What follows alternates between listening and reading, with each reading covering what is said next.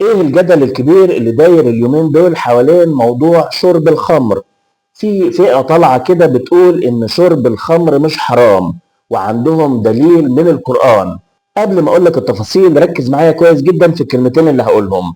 الناس دي بتقول ان القرآن قال فاجتنبوه ولم يقل حرم عليكم. الازهر الشريف ما سكتش عن الموضوع ده، وهيرد على الناس دي اللي بيقولوا ان الخمر مباح. أطلق الأزهر الشريف فيديو تحت شعار حملة اسمها وعي.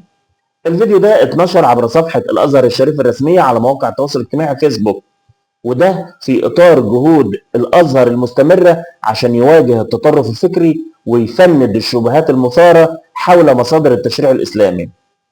الفيديو ده تناول بالتحليل والتفنيد الكلام اللي بيردده البعض وبيقول: ازاي نرد على من يزعمون ان الخمر ليس حراما، لان القرآن قال فاجتنبوه ولم يقل حرم عليكم.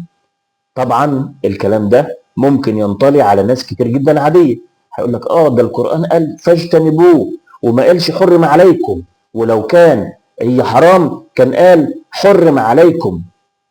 بص بقى الازهر قال ايه. طبعا دي كانت محاوله من الناس دي للالتفاف على النص القراني الصريح والتشكيك في ثابت من ثوابت الدين واحداث لبس في اذهان الشباب حول احكام الشريعه القطعيه.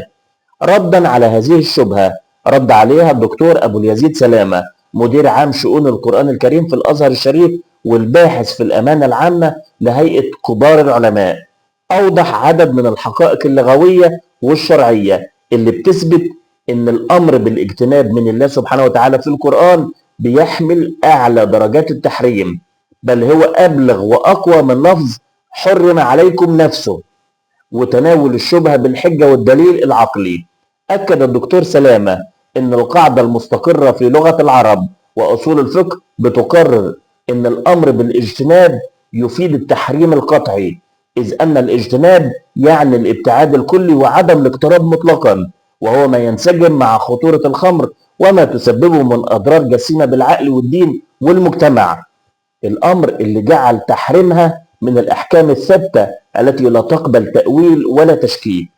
الحملة بتاعت وعي دي اللي بيشرف عليها نخبة من علماء وباحثي الأزهر مهمتها أو جاية كخطوة مهمة عشان تحصن الشباب من الأفكار المغلوطة وترسخ منهج الوسطية والاعتدال القائم على الحجة والدليل.